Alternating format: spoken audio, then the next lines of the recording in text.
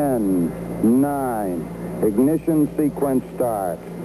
6, 5, 4, 3, 2, 1, 0. All engine running. Liftoff. We have a liftoff.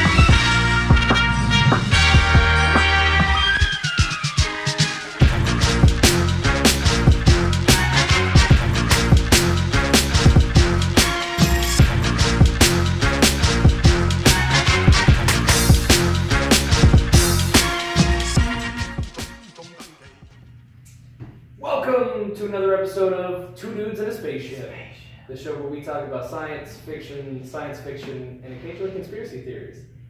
And we're trying round 2 of this video thing, so fingers crossed, maybe. So anyway, let's start off by you telling everybody who is listening about Mystery Girl. What is going on with that shit? Okay. It's going really. I said this every week, but it's going really well. It's not going bad though. That's the point. It just keeps getting better. That's okay. Everything just keeps getting better. Just keeps getting better. She was over. I think this was last night. She was over last night. And apparently I gave her the best compliment she's ever heard. And if she's listening to this, it's going to be real fucking awkward because she's going to listen to it. So we were just talking about stuff. I was in my feels and we were saying things. Mm-hmm. And that's a dangerous territory, my friend. And I was like, you're this. And I quote. I said, "You're this perfect little grungy ball of sunshine." Which is contradictory. A grungy ball of sunshine. Yeah, it's going good. It's going good. Yeah, it's going good. I'll leave it there. Everything's going well. So that's good. Yeah. Thumbs up. I hope you can see this. I don't know anymore. Life is a mystery. Life is a lie. So what we were grimly talking about. Right, that everyone's dead. Everyone is dead. And going to die. You're all just dead people that haven't died yet. Was that I shared that post that basically what if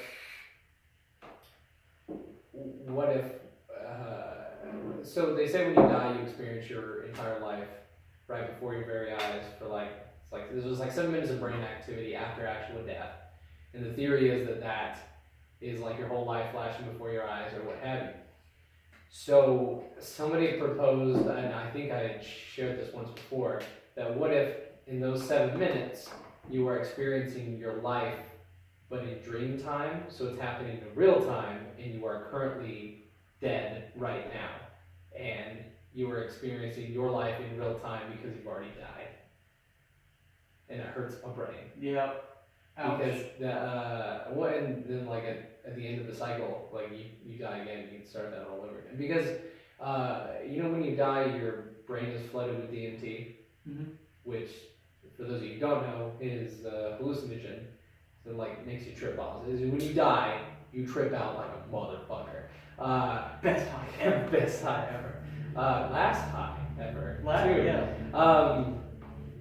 But where was I going with that? DMT. Oh, yeah. So they say that can contribute to the near-death experiences people have and the things that they see in near-death experiences, etc., etc. And I just find that fascinating. Let me ask you, Logan Taylor. Go on. Are you afraid of death?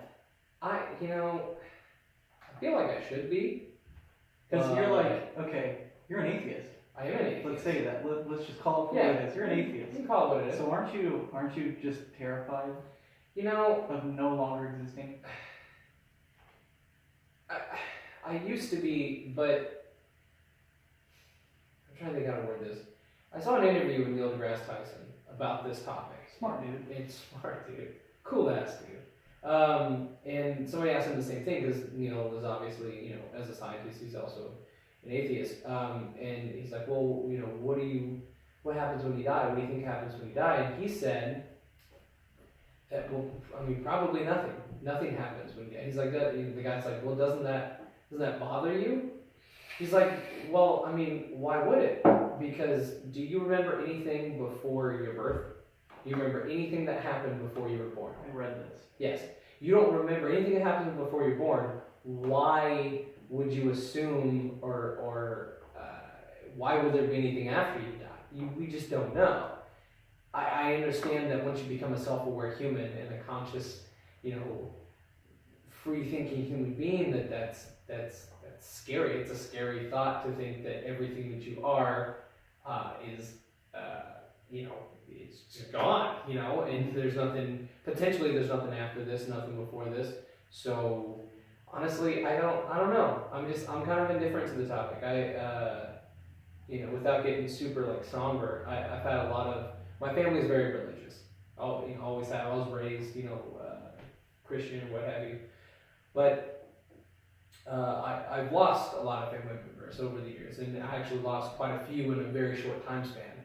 And I don't know, it just kind of desensitizes you to death as a whole. And I don't know, it just doesn't affect me like that. If I die, there's nothing I can do about it either. Well, you're gonna die. Yeah. We're all gonna die. But my point is, if there was an incident where I got shot or I fell or on my way to on my way out, I feel like the natural human reaction is to be frightened, is frightened of the unknown. But I guess I find solace in the fact that there's nothing really you can do about it either way. Mm-hmm. If you're going to die, whether you're atheist or Buddhist or Muslim or Hindu or whatever, you're gonna die. There's no guarantee. None of all these religions say that you get this or you get this. There's no guarantee of any of that. And I don't know. I'm just like, because quite possibly, if you look at the, we human beings, we're energy.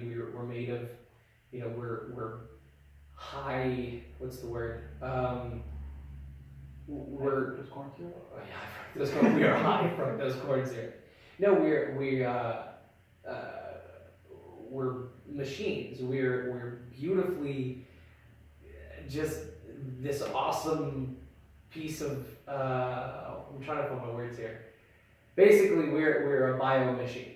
Mm-hmm. We consume food, turn that into fuel, and then fuel our power cells, if you want to call it that. And I think that's just, I don't know. I just think the whole, I don't remember where that thought was going, but it's cool. And no, I'm not. I'm just indifferent, I guess I should say. What about you? I used to be terrified of death. I mean, I feel like, and the weirdest thing is when I think the most afraid, okay, at the time of my life where I was most afraid of death, I was going to church, which seems kind of ass backwards. No, that is exactly my point, because same thing. And I think a lot of that is based on, no matter what your religion is, that you have the good place and the bad place depending on your religious doctrine. And I think there's this, I like some fucked up shit. I'm going to the bad place. I don't feel like anybody really ever gets to get it. I mean, you have really good people, but I don't even think anybody who's good, quote unquote, is ever actually truly good. So there's ulterior motives. Well, not just ulterior motives, but everybody, everybody's got a vice. Everybody's got secrets. Everybody's got skeletons. It's just being human. Mm-hmm. So what's the criteria? What's the lowest bar there that I can reach in order to get into the quote unquote good place? So I used to be terrified of death, and I think at its peak was when I was going to church every Sunday. And I'm not sitting here saying I'm an atheist, because I'm not by any means. I just found myself, we touched on this, I believe in intelligent design and all that stuff. And I used to be a dickhole atheist, which was fuck religion and everybody that believes in. I get it, coming from that background, I understand the want to believe in something and how it's not easy to just ignore how complex life is on this planet and think that, hey, there's got to be something else out there. It's human nature to want something to be bigger than themselves or what have you. What happened to me is I don't know what I am. I'm your cop out right now. I feel like you ride the line of agnosticism. Yeah, which is just like one step above atheist. Which is like, get your shit together, believe or don't. What's wrong with you? I might believe, maybe. What I found is like I would go to church and then I would like shut off all the outside things going on, like people like influencing me and all that stuff. And I would just sit there and I would listen and I would go, I don't know if this is really a God I believe in. I don't know why I'm right. I don't know why I'm here. Why am I here? That's the exact same thought process I had, transitioning out of religion because of that. I mean, there's a lot of inconsistencies. If you compare Old Testament God to New Testament God, like Old Testament God is a dickhole, straight up. Like Sodom and Gomorrah. That whole story where he's like, you guys aren't doing what you're doing, I don't like, so fuck your whole city and everybody in it. And New Testament God's like, nah, you guys are cool. Don't forget about old me. Focus on new me. Old me was in a bad place at the time. It's drinking a lot.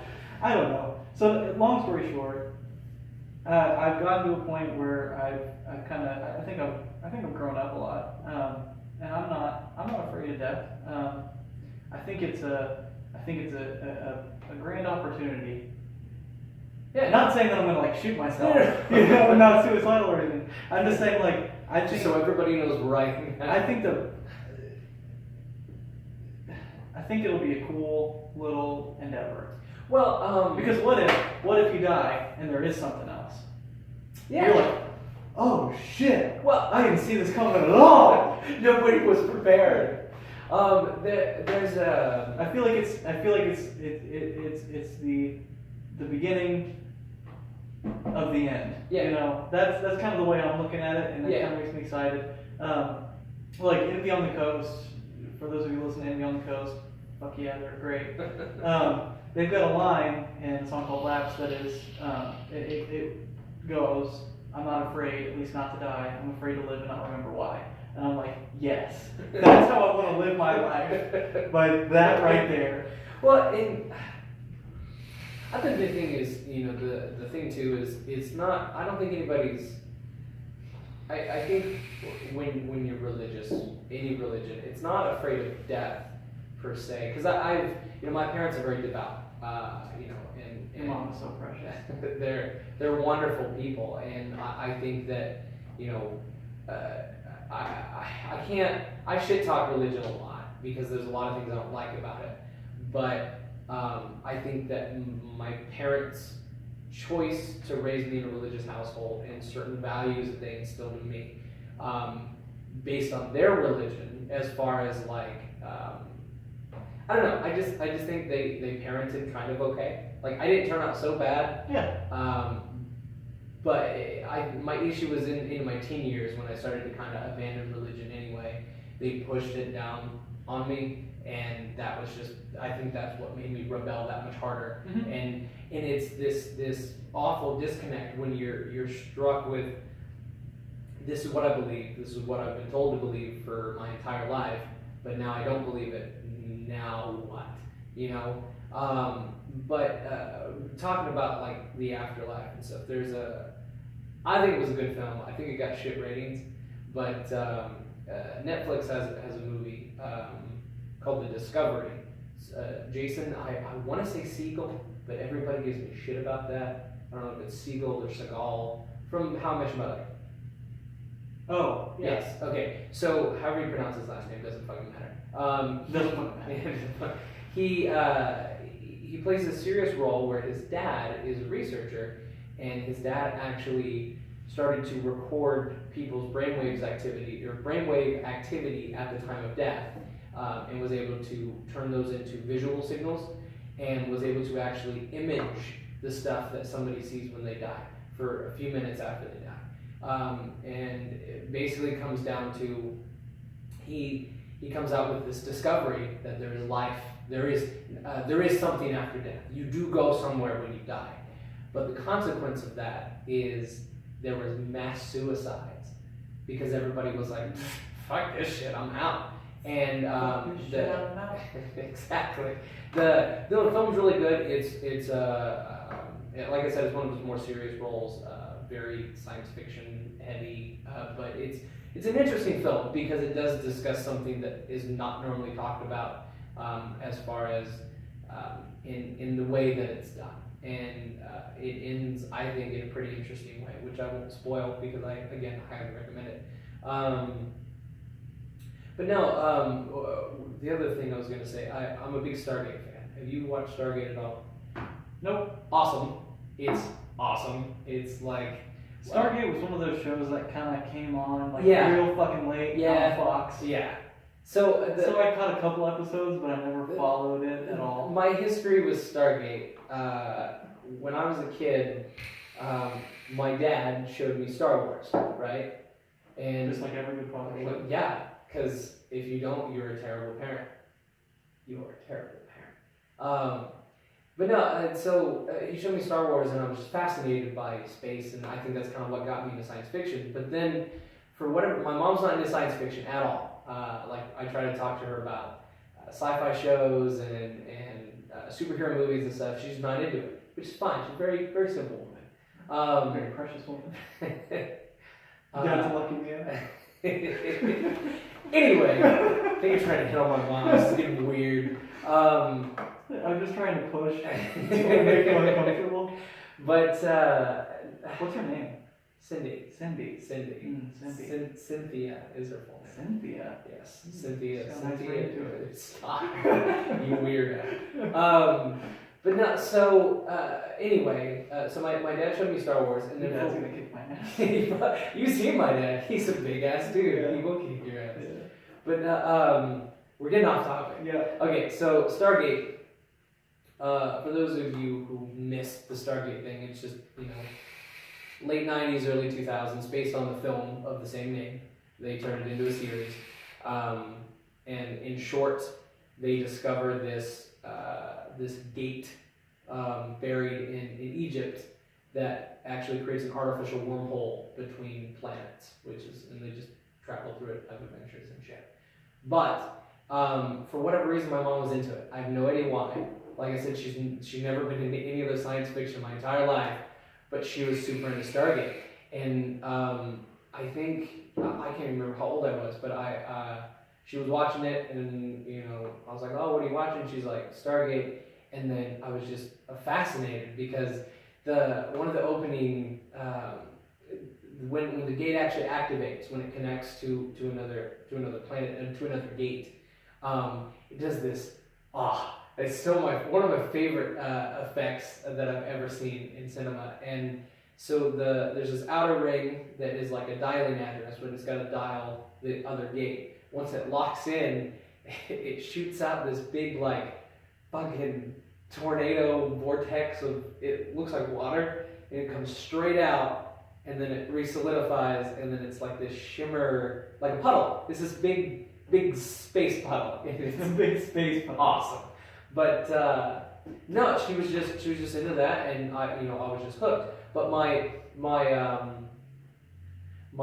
tie into that is the fact that in this series, the species, which were very humanoid, that built the gate system between all the planets, they actually eventually ascended, which is technically what Buddha, if you know anything about Buddhism, is technically what the great Buddha did. And his essence, his energy, everything that he was, actually ascended to a higher plane of existence, which is kind of afterlife, but not quite. You actually have to, it's something about you got to learn the mysteries of the universe in order to physically ascend, but you then ascend to this higher plane, this other dimensional existence, and that's what happened to all the ancients. And I think that would be cool. If we die, instead of going to a good place or bad place, we just go to another place of existence that's just and we exist as pure energy, etc. All I can say etc. is I hope we're there. We can get drunk in a different plane of existence. Yeah, we'll be drunk all day. I feel like you got a story for me. What do you got? I read a thing again. You read a thing? I read a thing. I love reading things. I read a thing. It's becoming more and more frequent now that we're doing this. I'm learning things.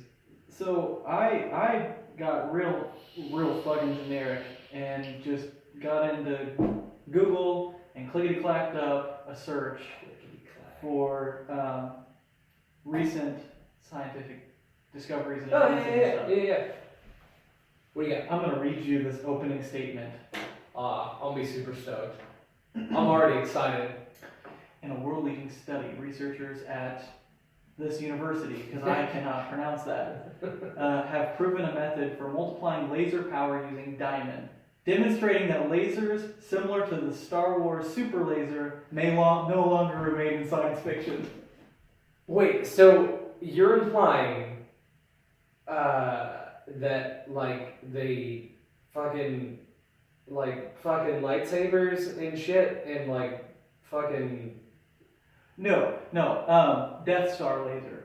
I'm on board with that. Death Star laser. So, the quick synopsis, basically what they did is they took this hunk of diamond Okay. and they shaped it into a shape, and then they fired a bunch of lasers into it, high-powered lasers, and it converged into one super laser. Dude. Yeah, like the Death Star. That's awesome. I know. Well, I hate to interrupt, but that actually reminds me of do you know how the lightsabers are built? You know what? I don't know all the actual individual components of a lightsaber, but it's interesting that you mentioned that because I know that there's the kyber crystal, which is like the main powerhouse, right? And there's a focusing crystal. Is that still canon now that The kyber crystals? Disney has walked into the picture? Yes, because what the in Rogue One, which you saw, correct? Yep. In Rogue One, what they were on Jeddah for, they're pillaging the Jedi Temple. Yeah. The big fucking Star Destroyer just hanging out above the city. Yeah. Because they were actually collecting kyber crystals. Oh. Because the Death Star is actually powered via kyber crystals, which is also what powers the lightsabers. They're imbued with the Force or what have you. They're incredibly powerful, power sources. But no, the lightsaber, you have like the emitter on the end, and there's your main kyber crystal, which all the different colors, right? Fun fact though about the actual kyber crystals, the reason that Sith use red sabers is they're synthetic, right? They're synthetic. I read that, which I don't know if it's canon, but the actual there was a Darth Vader comic which goes into detail about his saber. The Sith actually pour all of their hatred and anger into the kyber crystal, and it turns them red. So that's why you never see a Sith with like a purple or blue or green or whatever, because they pour all of their hatred and anger into the kyber crystal itself. They force choke the kyber crystal. But yeah, so you have the main kyber crystal, and then you have like the focusing crystal further up the chain that comes out the emitter, where it's like focuses it into the beam. I assume it's called a focusing crystal, but exactly what you said. So you have like the main the power cells, and then kyber crystal, and then it focuses into the lightsaber beam. The thing that I just want a fucking lightsaber. I just want a lightsaber. That's all I'm saying. That's all. The thing that I read, and who knows what's canon anymore until Disney comes right out and says there's just, I think what Disney's gonna do, and a buddy of mine, my huge Star Wars nerd friend, we're talking about. Disney's not dumb enough to just ignore the EU, because there is a lot of material there. Mm-hmm. What they're going to do is they're going to pick and choose their favorite parts of the EU and reincorporate that back into canon. So you'll probably see a lot more characters getting pulled from comics and books and even games. There's some major baddies in like Knights of the Old excuse me, that's the old Republic that could potentially be in future games or future Good ass movies and game, stuff. by the way. Good ass game. The thing that I read, because you believe everything's on the internet. Yeah. The thing that I read was that Why wouldn't you? that Sith, your Sith superpowers, like for some reason they can't use a traditional kyber crystal. Okay. So they I think I know what you're talking about. learned a way to like make a synthetic crystal, or like break. They like break the crystals. Well, Kylo Ren.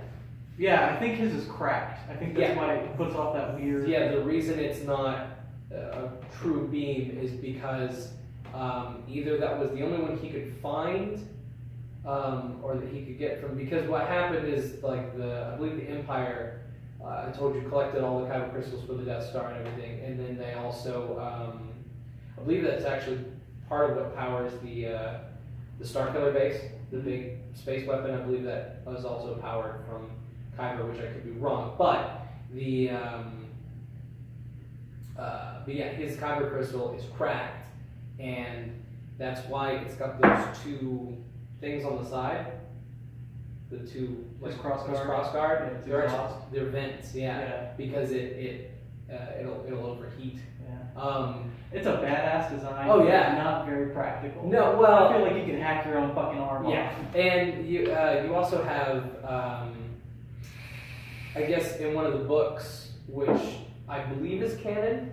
Again, it's like you said, it's hard to tell what's canon anymore. They had there was an incident where one of it was a Jedi, like an untrained Jedi or whatever, maybe a Sith, whatever, put the kyber crystal in backwards, and it actually exploded when he turned on the saber. But the explosion was like a nuke.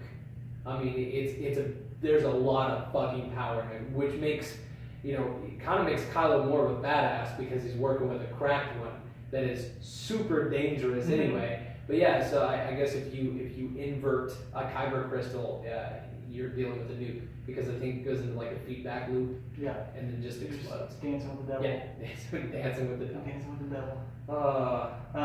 We always talk about Star Wars. I love Star Wars. So good. My shirt though. Your shirt though. Yeah, It's a good shirt. It is a good shirt. It's a really good shirt. I like the outer shirt too. Thank you. It's a good shirt. You're always hitting on me. Yeah, you're cute. Stop it. You're a cute guy. Anyway, long story short, motherfucking Death Star laser, dude. Yeah, dude. I told. Oh, speaking of, Corey Okay. mentioned on our page. He was like, talk about your vape guys. So Corey, shout out, my dude. I told Corey this, and he was like, okay, and What do you mean okay? And what are you gonna do with that? motherfucking Death Star. That's what we're gonna do with it. Exactly. Ironically, I believe it's again canon versus non-canon. The way that the Empire, I guess, kind of convinced the Republic that hey, we're gonna build this thing, is it was supposed to be used as a defense weapon. And it was they built this big old fucking space station. And they just named it the Death Star? I mean, I guess. I don't know all the history there, but I know that. That's like what we talked about earlier, having a Barrett 50 for self-defense. Exactly. Well, I mean, think about it though, because if you have that orbiting around your, because the galactic center of the Star Wars universe is where all of the rich people live and all the politicians live and stuff like that. It's all these core system planets. If you had the Death Star in that region, I mean, anybody who shows up, you're just gonna blow them out of the sky. I mean, it kills planets. It's a planet-killing weapon. And so, like, who's gonna fuck with you after that? But we were talking. I was talking with my buddy about Starkiller Base. Like, how after the Empire did they somehow create a planet-sized Death Star? And the explanation was that I guess Starkiller Base is like on the outer rim, and it's like kind of way the fuck out there. Nobody really pays attention to that. That's why Tatooine, where Luke's from, is also on the outer rim, and that's why you have like all of the seedy characters just kind of hanging out in the bar, because it's kind of this midway point for smugglers and scoundrels and Right. Han Solo types. Han Solo Types. Space trucker. Space trucker. Dude, I'm telling you, it would be awesome. He's just a space trucker. He really is. He was. Huh. No longer. Huh. I'm sorry. No, but I kind of missed my window here to talk about this, but I want to do it anyway. I told you I've had a lot of death in my family, right?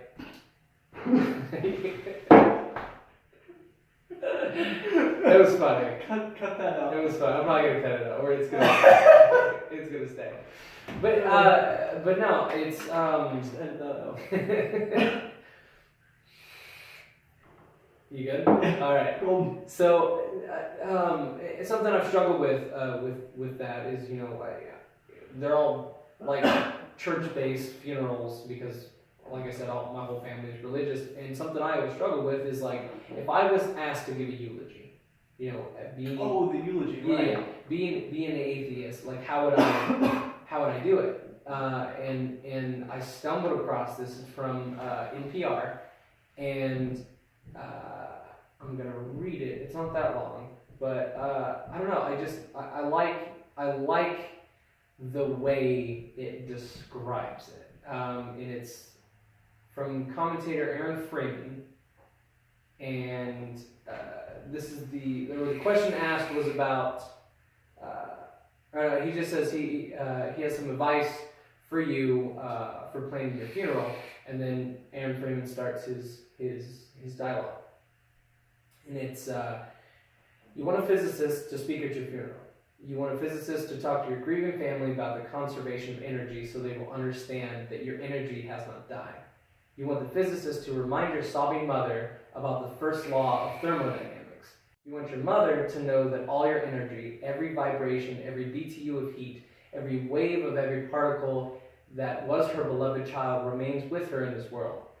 You want the physicist to tell your weeping father that amid the energies of the cosmos, you gave as good as you got. And at one point, you'd hope that the physicist would step down from the pulpit and walk to your broken-hearted spouse there in the pew and tell him that all the photons that ever bounced off your face, all the particles whose path were interrupted by your smile, by the touch of your hair, hundreds of trillions of particles have raced off like children, their ways forever changed by you. And as your widow rocks in the arms of a loving family, may the physicist let her know that all the photons that bounced from you were gathered into the particle detectors that are her eyes, that those photons created within her constellations of electromagnetically charged neurons whose energy will go on forever. And the physicist will remind the congregation of how much all our energy is given off his heat. There may be a few fanning themselves with their programs as he says it, and he will tell them that the warmth that flowed through you in this life is still here, still part of all that we are, even as we mourn, continue the heat of our own lives. And you will want the physicist to explain to those who loved you that you need not have faith. Indeed, they should not have faith. Let them know that they can measure, that scientists have measured precisely the conservation of energy and found it accurate, verifiable, and consistent across space and time. You can hope your family will examine the evidence and satisfy themselves that the science is sound and that they'll be comforted to know your energy is still around. According to the law of the conservation of energy, not a bit of you is gone, you're just less orderly. Amen. And I know that was like a real long-winded speech, but that was the part that got me, is the very end of that, is that everything that you are, your existence has affected photons coming off of the sun, and memories that you've made with people will live on in those people. And you were talking about, eventually we're all going to die anyway, and you forget, and so on and so on. But the energy of you as a person still exists within the cosmos, always. and it just kind of hit me right there in the heart. Yeah. I don't know. It's just kind of deep, and I don't know. I liked it because as somebody who isn't a believer, to know that it's kind of comforting, I guess. And I liked it. So That was sweet. that was my Kind of a tearjerker. a little bit. And Yeah. I just got a little somber for a minute. So let's change gears. I'm gonna cry now. Don't cry now. What else do we have on the list? You had brought up quantifiable consciousness. Oh, it actually ties into there's a good tie-in here. Because it talked about how, everything that you are, the photons erased off you, hit the particle collectors and the eyes and created memories and shit. But no, so we talked about Black Mirror last week. Yep. And Black Mirror does a lot of this. Especially in this last season. Yeah, in this last season there is a lot of it. And it's just this concept that you can take, in theory, you can actually map out, I don't remember the actual, I should look it up here in a minute, the actual amount of data storage that the human brain has. We can quantify that, and we know that neurons are electrical impulses and for lack of a better term, ones and zeros.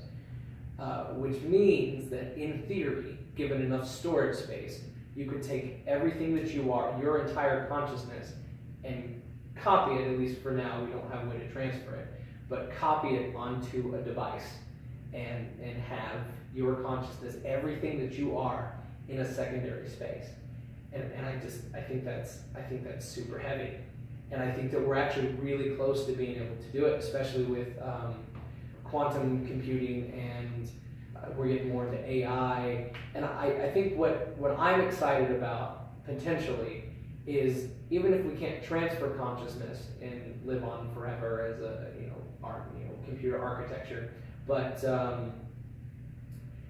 the ability to take great minds, Elon Musk, Stephen Hawking, the great minds of our civilization, and be able to put them into a space that is not only reachable, like an AI, basically an AI, but Elon Musk's intelligence, or Stephen Hawking's intelligence, or a combination of all of these great people together, working together, thinking together in one singular space, and what that could do to our civilization. But, bless you. Oh, thank you. But does it, I guess the question I'm asking is it a good idea or not? Because we're not talking about AI, sort of. We're talking about moving someone's... Yeah, they're still human. It's a human consciousness put into another shell. Is it dangerous? Because, again, we also don't know how would you react if you woke up, in theory, in a cloud, cloud computing, right? You woke up with a whole bunch of other consciousnesses. I think at first it would be fun, but then after a little bit, I think it would be excruciating.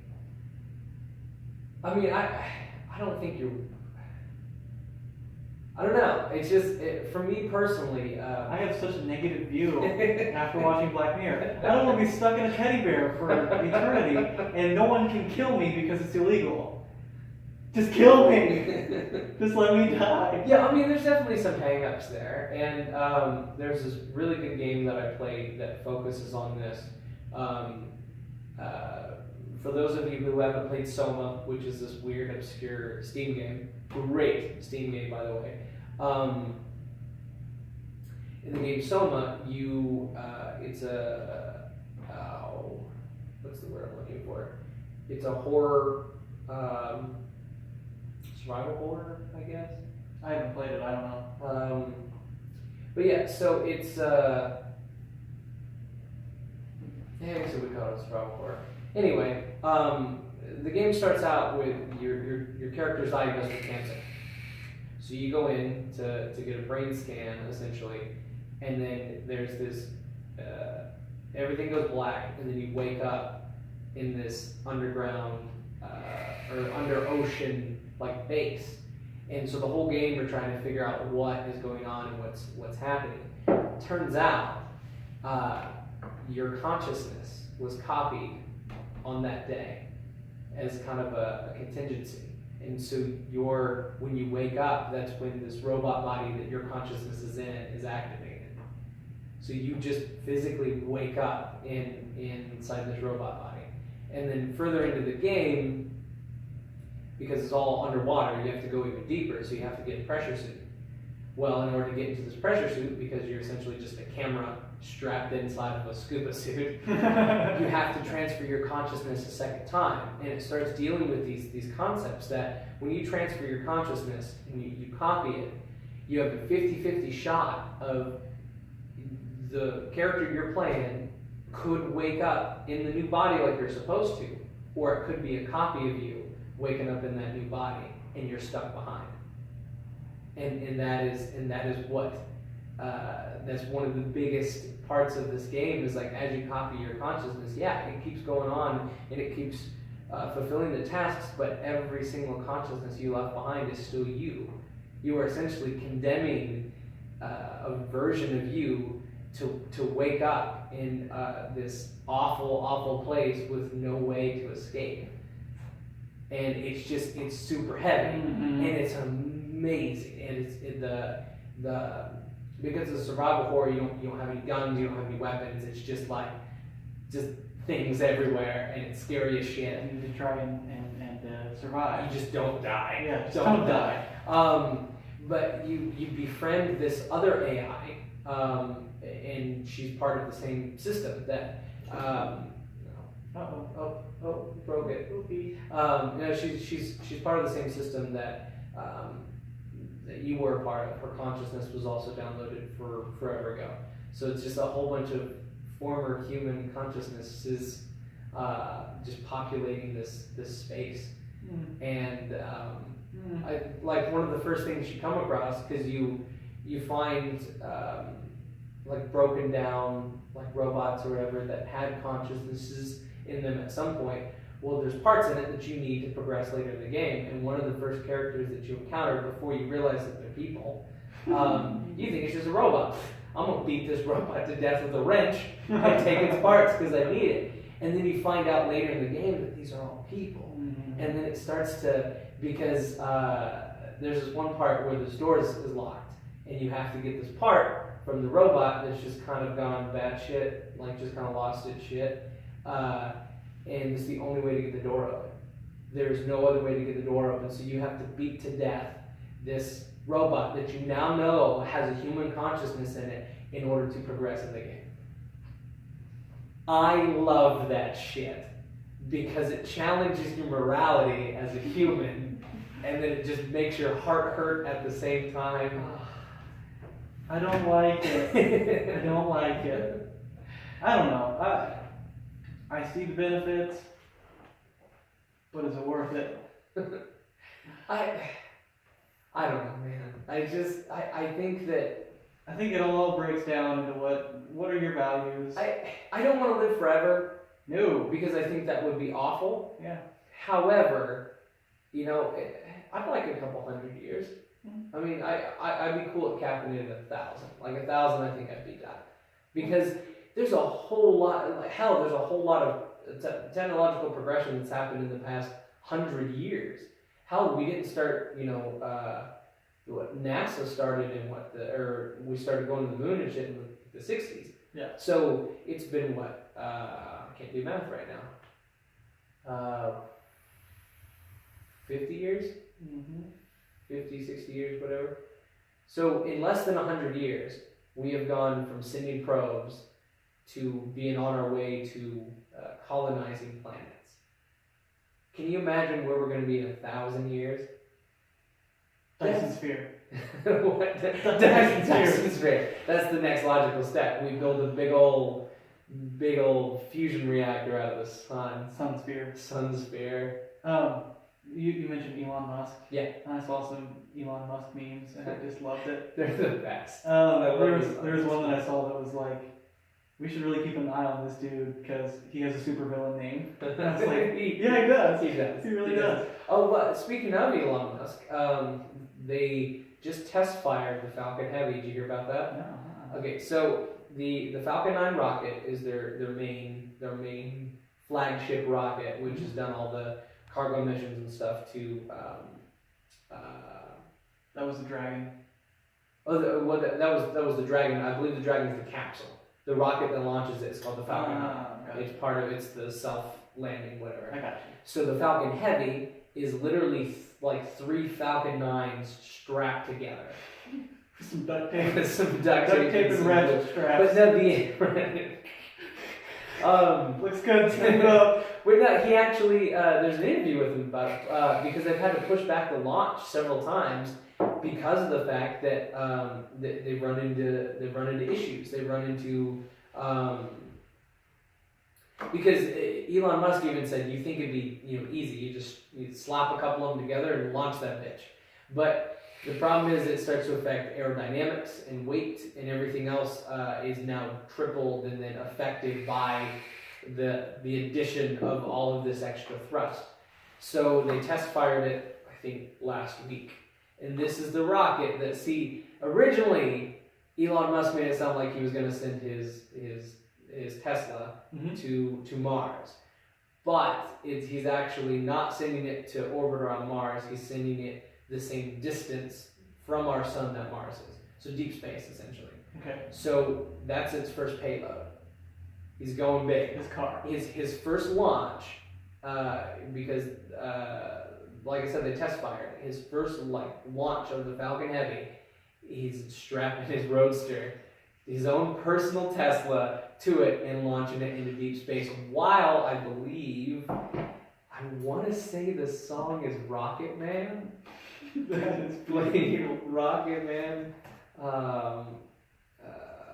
There was another little meme that was like, now when you buy a new Tesla, your new car smells Elon Musk. Yes. That's pretty good. Okay, let's see. Elon Musk. Yeah, his cherry red Roadster, slated for January 2018. Of course, like I said, they just test fired it. But let's see. Oh, I take it back. Space Oddity. Space Oddity is the song that's going to be playing on the radio inside of the Tesla as it launches into deep space. Yes. And it's everything that I've ever wanted. But no, I mean, I think it's good. According to this, it combines 3 SpaceX Falcon 9 rockets such that it rides atop 27 Merlin engines firing in unison. When it enters service, it will be the most powerful rocket in operation, capable of lifting the equivalent of a Boeing 737 jetliner loaded with passengers, crew, luggage, and fuel. So a fully loaded 737 with all the people that you can fit on a 737 is its payload capacity, which is awesome. Mm-hmm. But yeah, and it's also you know what that means? Space tourism. Mm-hmm. I'm so excited. Mm-hmm. Maiden launch of the Falcon Heavy with the Tesla Roadster is targeted for January from Pad 39A at the Space Center in Florida. I don't know. I think there's so many cool things happening right now, and I just want to be a part of it because I don't know, man. Like, you should go back to school and work for this guy. The rockets. I think what gets me is part of the reason it's taken us so long to get to this point via space flight is space travel was, I mean it still is, but insanely expensive because nothing was reusable. Mm-hmm. So all of your boosters, everything that's jettisoned mid-flight falls to the ground and explodes or breaks up into pieces, and then you salvage the pieces and rebuild what you can. Mm-hmm. That's why it's so expensive. Now, the Falcon 9 rockets are reusable and refuelable. That I saw, he was doing like a TED Talk. First of all, Elon Musk, brilliant man, but just awful public speaker. Like, and I feel bad for the guy. I mean, he seems just like one of us normal nerds, and he's got a bit of a bad stutter in front of a big crowd of people. Mm-hmm. But just trying to watch this TED Talk was just hard. Painful. And I was so into it, and it was like an hour and a half, and I know we just shoot the shit for an hour and a half. It's probably hard to listen to too, but so no, he's doing this TED Talk, and what he wants to do with these rockets is essentially you put either the Falcon 9 or he's got a couple other planes involved, but you put a capsule on it with people in it, like a passenger capsule. You launch it up into a parabolic orbit, so it goes up, comes right back down. But because it's self-landing, you literally load it up in like New York, and because you go into orbit and you get those speeds from going into orbit, when you come back down, you can be anywhere in the world from anywhere in 30 minutes or less. Because you're going into motherfucking space. Because you're going to motherfucking space. Can you imagine that, like, let's say, like I mentioned before, we went to Europe, right? That is a 10-hour plane ride. The first 6 is like, normal people sleep through that, right? Yeah. Those last 4 are straight garbage because you've been asleep in an awkward position. And your knees hurt. Your knees hurt. You can't move. I know, like it's hot. I'm stretching my legs. We've been here for how long? Like, that's my point. So yeah, you're crammed into a metal tube flying through the air at 600 miles an hour with a whole bunch of other people that you don't know for 10 hours. Because you wake up from that nap, you're like, oh man, we must be close. Oh shit, there's still 4 fucking hours left. That's 2 movies. This is awful. That's 2 movies. So, but no, I think potentially is because Europe, I think the furthest distance is like New York to either Japan or South Korea or one of the Asian countries. And it's like, I think the max is, I want to say like 16 hours is the max distance you essentially fly around the world because of that. But it's like 16 hours is the maximum. But that means that same thing, you can be anywhere in 30 minutes or less. That's faster than to get a fucking pizza. Yeah. And that's awesome. You could order a pizza at your hotel in Japan from New York, and it'll be ready for you when you get there. But yeah, so it launches up, and I'll show you the video when we're done here. It's pretty cool, and I'll link to it in the video. You go up, you go into low Earth orbit, which is okay. How cool is that? I know it's 30 minutes, but there's got to be at least 10 to 15 minutes in low, or at least 10 in low gravity. I'm assuming 10 to get up there, 10 to get back down, and 0G. There's like 10 minutes of 0G. How much fun is that going to be? Of course, all your luggage is locked up. Nobody's reading a book. I mean, I guess when it becomes commonplace, you have that one business guy who had his shoes kicked off, just kind of doing somersaults, reading the newspaper. It's like, how's it going, man? Speaking of space travel being stupid expensive, not just space travel, but space shit in general. Yeah. Expensive. Funny little tidbit. I don't know how 100% historically accurate this is, but I had an old science teacher telling me one time about how when we were really working on getting to the moon, NASA spent millions and millions and millions of dollars to create a pen that would work in space, because the whole gravity thing. I'll look that up real quick. I know exactly what you're talking about. I don't know the dollar amount, but I know it's outrageous. It was millions and millions of dollars. And you know what Russia did? He used a pencil. Russia took a fucking pencil. Okay.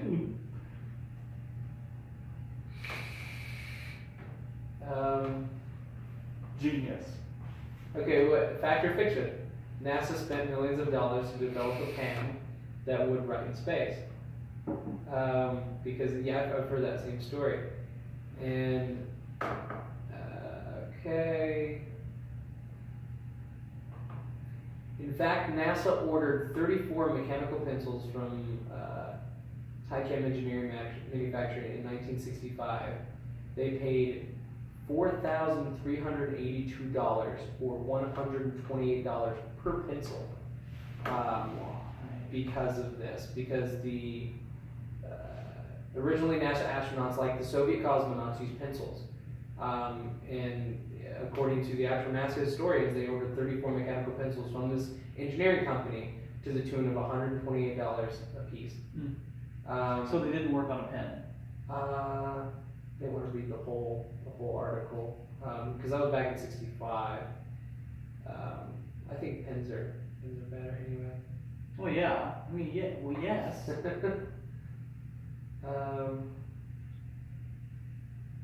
I definitely prefer a pen over a pencil. Oh yeah. As I sit here with a mechanical pencil. Well, it doesn't really go into detail. It just talks about the actual legend itself, not the actual. Okay, there it is. The myth even surfaced during the 2002 episode of The West Wing, but it was just a myth. So It is a myth. It is a Okay. myth. Okay. Debunked. Debunked. See, we're learning stuff. We're learning together. What did we learn today, kids? What did we learn today? Help us help you.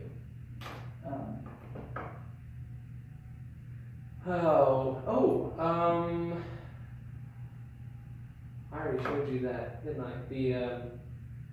So SpaceX developed that new spacesuit, which looks dope as shit, which I will try to remember to link as well. I'll forget. They look like Kill Bill. Yeah, I mean they're super cool. They're like the suit that Matt Damon's in The Martian. Yeah. Yeah. He's been saved like 11 times in movies, something like that. Moral of the story is we spend millions of dollars every year to save Matt Damon from something.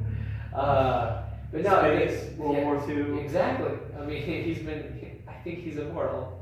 But no, the spacesuits were designed by the guy who designed the Black Panther suit and other various movie costumes.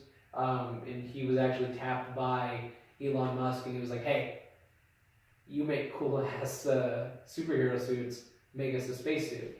And what he came up with, and granted it was just a concept art that was, because I don't think the picture was like, it was what's the word? Like the dude wasn't actually in the suit, but it was a picture of the actual suit. Right. Anyway, yeah, no, it looks very similar to the suit that Matt Damon uses in The Martian, and it's kind of looks like a, I don't know, it's got like a Captain America almost kind of look to it, like it's almost like a jacket pants combo type deal, but it's been tested to double vacuum pressure, which means that you would have to have a different suit for Mars because the extra radiation, so kind of radiation shielding, so it's probably thicker. But yeah, so to double vacuum pressure, which means in theory, again, you could be drifting in space with this really thin, movable spacesuit instead of Stay Puft Marshmallow Man. Yeah. Michelin Man. Michelin Man is right. All right, so what else do we have to talk about on said list? Time travel. Time travel? Yeah. That's a heavy one. Time travel is a really heavy one. You wanna say fuck time travel, do conspiracy theory? Do you have one? No, but I can. Yeah, well, we'll talk about, because I'm really passionate about time travel. We'll talk about that next week. Yeah, we should do like a dedicated, this is our time travel episode. Time travel episode. Because I feel like just squeezing it in doesn't do it any justice. Okay. So, you want to look one up? I'm looking up. I kind of have one. Do you? Let's hear it. Because, Hit me with it. Do you know, you heard about all the meteor sightings and stuff? Yeah. Recently. Uh-huh. As well as the fake missile, the Hawaii thing. Hawaii thing? You didn't hear about that? No. How did you not hear about that? What planet do you live on? Okay. Earth. No, in Hawaii, Pretty sweet art. it's a pretty sweet art there. It's wow. There's so good. Fucking kangaroos. Fucking kangaroos, they'd be dead so good. No, there's in Hawaii there was they actually issued a ballistic missile alert that happens, you know, when somebody fires a goddamn nuke at your island, your happy little island. You didn't hear about this? Mm-hmm. So this notice goes off in everybody's phones, and that take shelter. There is a ballistic missile incoming. Everybody lost. I did read about that. Yeah. Because Pornhub. Yeah. What did it say? Because I didn't get a chance to read that article. Oh, the Pornhub one? Yeah. Okay, so apparently they got the missile Oh, warning at like 8:59, and then like The activity on Pornhub just dropped. So I guess their activity they put in like a percentage. It was like 48% is like their typical like idle. Who watches porn at 8:50 in the morning? I mean, night shift workers. Go to sleep. Apparently, I think it was like 49. This is not perfect by any stretch of imagination. I think it's like 49%, and then they got the alert at like 8:59 or something like that. Yeah. And it dropped to like 20%. So everybody stopped watching porn and was like, oh shit. I tried it out with my dick in my hand. What if they're survivors? Exactly. He's like hanging out. Okay. Seriously, who casually watches porn? No one. Well, no one casually watches porn addicts, I guess. Was there a whole movie about that with what's his face? Joseph Gordon-Levitt. That was really descriptive. Joseph Gordon-Levitt. I don't know. Called John. I don't know. It had some weird name. He played like a Italian, like Guido looking motherfucker. He had this weird accent too. I don't know. Point is that I guess the whole film was by him being him coming to terms with, you know, he's addicted to porn, but he's really into this girl, and doesn't matter. Point is that was anyway. So the missile crisis, right? So it dropped. Pornhub dropped. Activity dropped. Yeah. And then spiked. Yes. After they were. Everybody's safe. Go back to fapping. It is safe to fap. And then everybody decided that they weren't going to watch porn. Everyone. All of the people. So where this goes into conspiracy theory, the initial statement from the Hawaiian government was, well, we do that test at the end of every shift, and then they showed like this little drop-down box, which is test or don't test, or real or fake. It was weird. It was weird. Is it written in crayon? Yeah, this little drop-down box is what they showed and what they released to the. And I don't know if it was photoshopped and that got leaked out to the media or whatever. So what I saw is a little tick-down box. You tick the arrow and it drops, and it was like basically, I forget what the actual wording was, but it was like real or fake. And you click it and then it activates. But where this gets into more, you know, deeper conspiracy levels is people were doing some research into it. And because the Hawaiian government's like, oh, it was just an accident. It just accidentally happened. First of all, how the fuck do you accidentally, trigger? Tripped and fell and sent out a mass text. Yeah, yes. So like, there's a lot more effort that goes into that. It can't just be. But no, and I guess, and again, I didn't do this research myself, so take that with a grain of salt. But, and this makes sense, I guess that if there is a missile incoming, it's like when you would launch a nuke, there's two people, there's two switches with keys 8 feet apart, and they have to be turned at the same time in order for this kind of shit to not happen. And it happens. I just imagine two motherfuckers that are just like me and you, and they're like, let's fuck with everyone. 2 days later, Japan has the same thing. Japan has another, because Japan's been with South Korea, or North Korea, or no, let's take it back. Yeah, with North Korea launching shit over Japan, which is a dick move, by the way. It's like, the poor people of Japan, just on edge. But no, so so they've actually had legit warnings because North Korea's been launching shit. This one again was fake, or not fake. It was a whoopsie. A whoopsie. Yeah. The Japanese government is like, it happened 2 days after this one, And this all comes around the same time as you're seeing giant meteors in Michigan that when the one in Michigan, when it exploded over Michigan and broke up, it caused a 2.8 magnitude earthquake on the Richter scale. Okay, this happens. There's been sightings here. There's been several sightings, all across the Midwest, as well as I guess rocket launches from us and Japan and India, and all doing rocket launches all within like the same couple of day time window. Conspiracy theorists thinks that potentially we're shooting shit out of the sky. And as you veil it as rocket launches, right? And then so it launches, you blow up whatever you're trying to blow up, and then shrapnel and debris from whatever you're trying to hit rains down. But on top of that, there was also, I guess there was this meteor they've been watching for a while that have been coming in pretty close, and so that's one of the big theories that they didn't want to alert the public that this could be, if we could not destroy this meteor, it would be world-ending. And they're not going to tell people because you don't want your entire populace to freak the fuck out. So what you do in secret, you launch a whole bunch of rockets, say, oh, we're going to space. But really we're launching nukes at a big old boulder. Big old space boulder. Sky boulder. And then what you're getting as a result is the debris coming down from it. Huh. But yeah. Big old space rock. And we'll never know. We'll never know what really actually happened. But I just thought you get a kick out of that. Like all these rocket launches happen all at the same time, plus 2 oopsie nuclear tests or nuclear warnings. Seems kind of fishy. It does seem kind of fishy. If it looks like a duck and it quacks like a duck, it's a chicken. It's probably a chicken.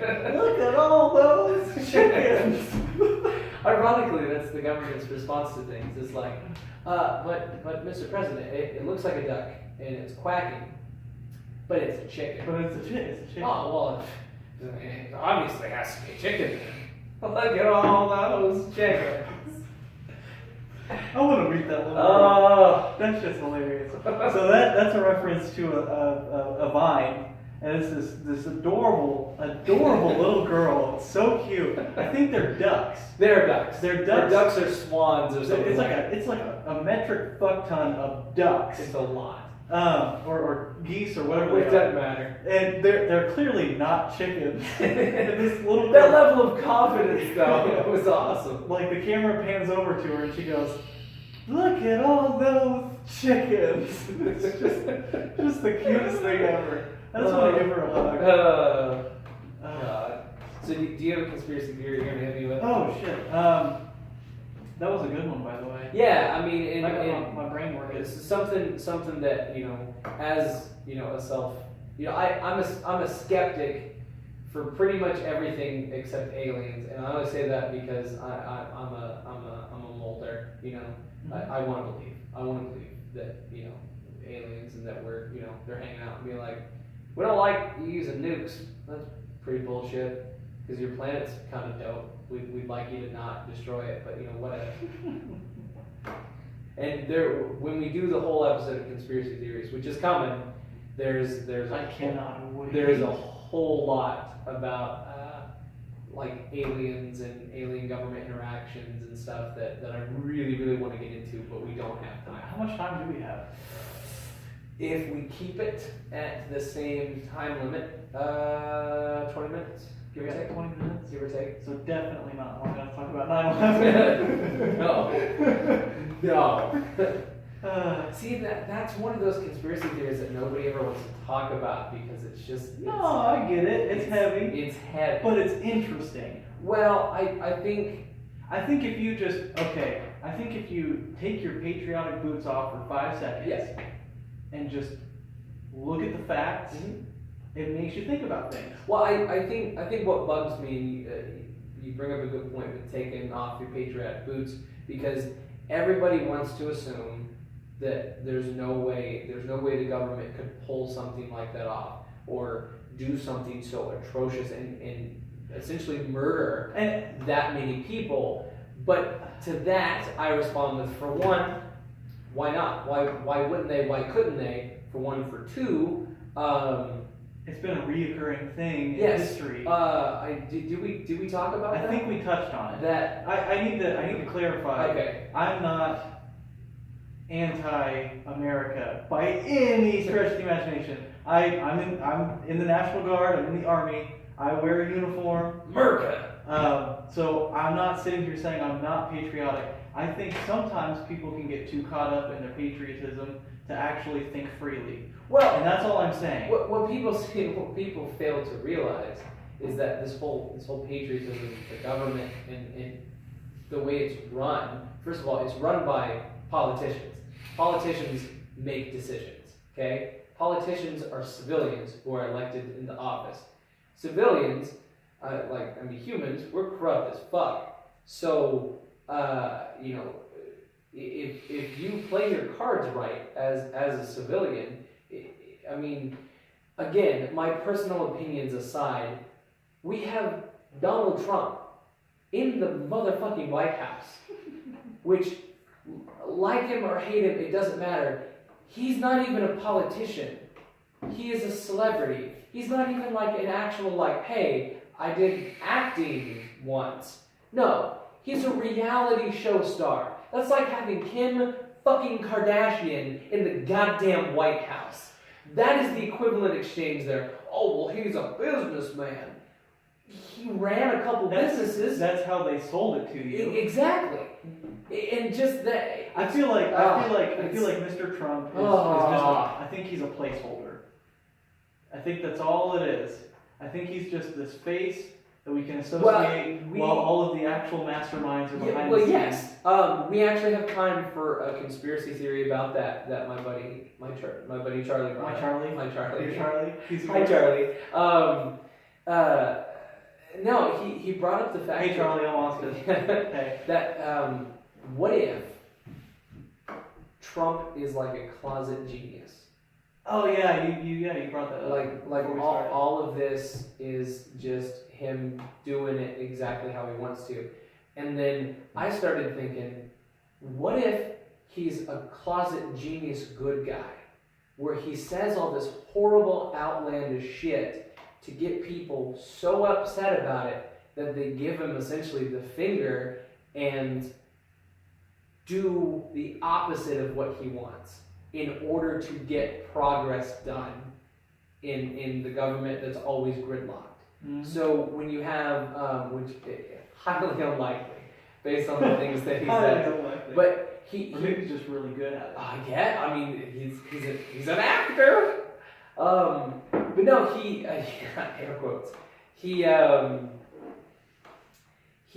got rid of EPA and some of the funding for the EPA, right, and pulled out of the Paris Agreement, which again nobody technically followed, but it was kind of all the governments of the world saying, hey, let's try not to fuck up the planet more than we already have, right?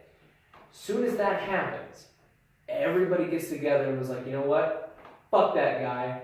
We've got to get our shit together, and start working on, going more green and controlling carbon emissions and everything else. And it worked.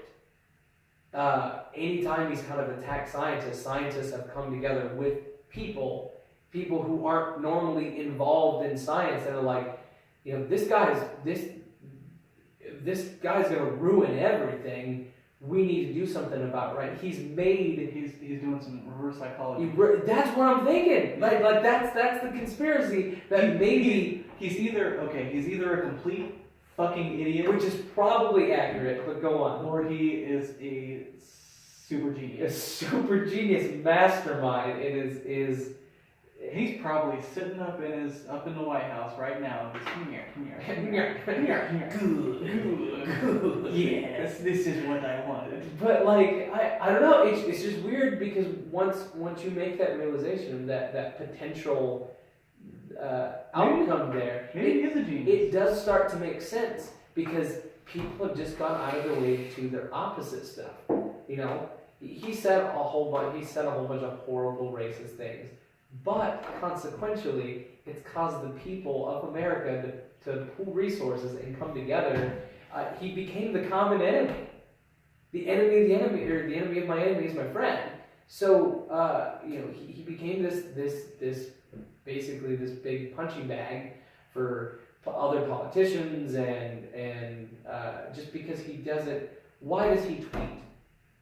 Who said it was okay for the president? Someone should be monitoring. Man, I think Obama sent out like a handful of tweets during his entire presidency. I mean, okay, Like look at it this way. There are for professional like basketball. 3 a.m. This president tweets shit. Stop it. For professional basketball players, they will have multiple social media accounts that are monitored. Oh yeah. Why isn't our president? Because he's the president, I guess. I don't know. It's just, again, I don't want to get too like riled up as far as like, I don't want to drive my political opinion down your throat or their throat or what have you. But it's weird the way things are happening. Like the whole stupid wall, this whole wall thing. He wants to build a wall. Why? And make them pay for it. Them pay for it. Have you seen the video of the Mexican president Yeah. basically telling Trump to fuck off? There's no way I'm paying for that. But no, because it's so asinine. Because the actual cost, he was like, oh well, it's going to cost like $2 billion. No, this wall is going to cost like to the tune of like $6 billion, and then like $1 billion upkeep per year. More importantly, the fence that we have between America and Mexico isn't even finished. There's empty spots all along the way. Mm-hmm. It's not done. So why? And I don't even remember when that fence was put up, but like it's been up there forever and it's not finished yet. How in the fuck are we gonna build a wall? Funny. The Great Wall of China didn't even keep out the goddamn Mongolians. Nope. They went around that shit. They're like, I'm not gonna do the accent. Do it. Do it. You must. Anyway, they went around it. They're like, that's my foot. Hey girl. Hey girl. But no, I just it's this country is just a lot of crazy shit's going down. All I'm saying is just for 2 seconds, suspend your disbelief. Yeah. Mm-hmm. And just hear. And see that my buddy explained to me that the term conspiracy theory was actually coined by the CIA in order to discredit people that ask questions like this, because and it became kind of it's more accepted now, but it's still looked at. If you say you're a conspiracy theorist, people think that You're a fucking psycho. you just sit in your basement inside like a big Faraday cage with like a tinfoil hat. And I will say tinfoil hat. Aluminum. and sit This is aluminum. and sit there and just hope the government doesn't read your brain. And that's not the case. And before I forget, I got an update on the flat Earth rocket man. Do you remember this? Did I tell you this story? Mm-hmm. There's a guy who, I don't know how he made his money, whether it was crowdfunded or whatever.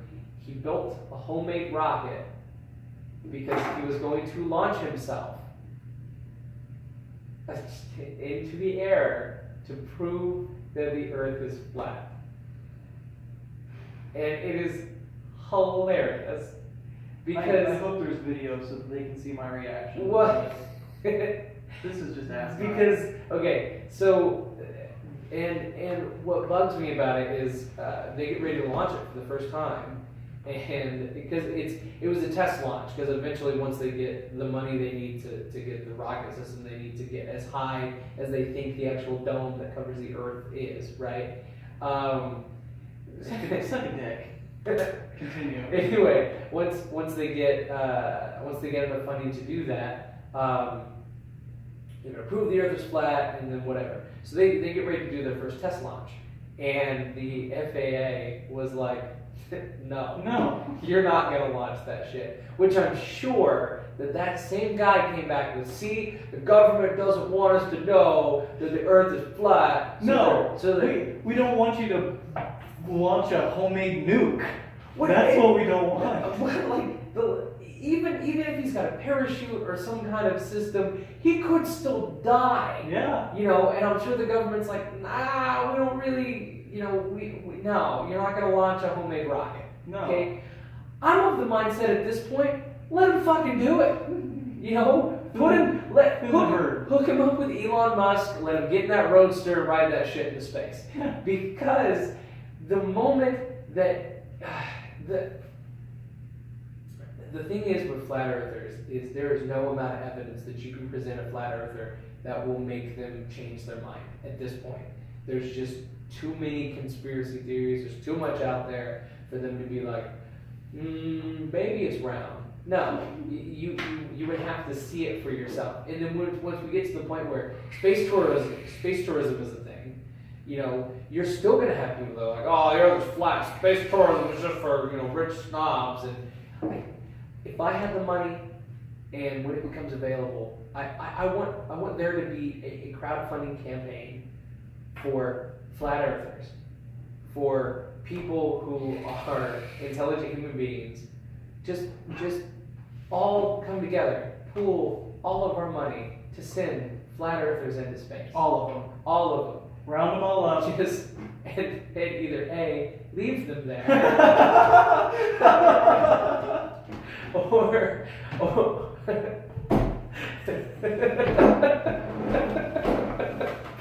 that was the joke that broke Austin. Leave them. Or just like sit down and say, hey, look, it's round. This isn't Game of Thrones. There's no ice wall. You're not gonna encounter any ice zombies or anything on the other side. No, just bring one back. Just bring one back. Pick your leader. We will bring him back. Everyone else, fuck you. Just one to come back and tell the story. I think that's what we should do. Like the early days of like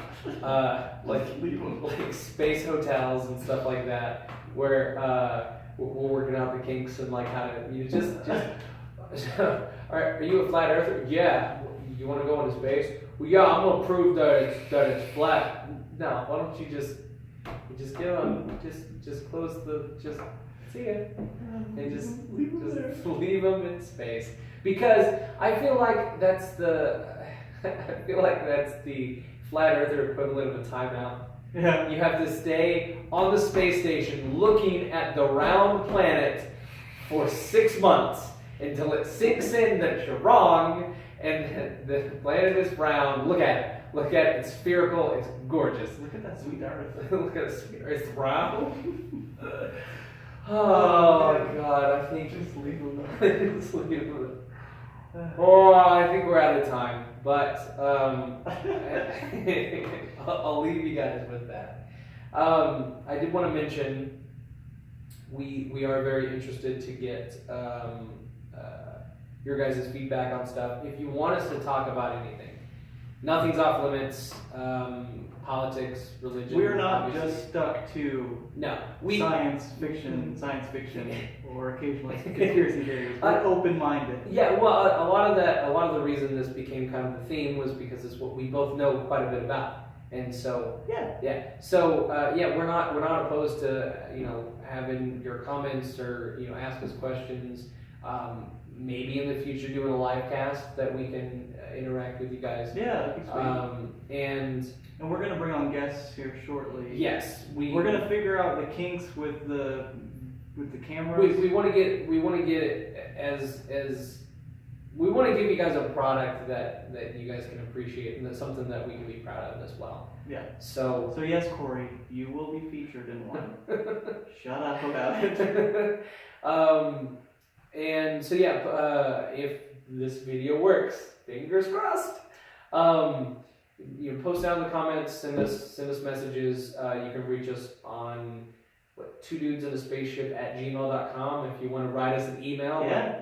Old school. Yeah. But I say old school. God, we're millennials. Jesus. It's so bad.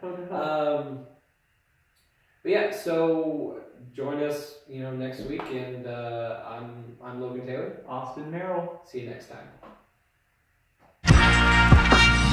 Whoever is generating semi-musical noises on the bridge, will please cease such activities immediately.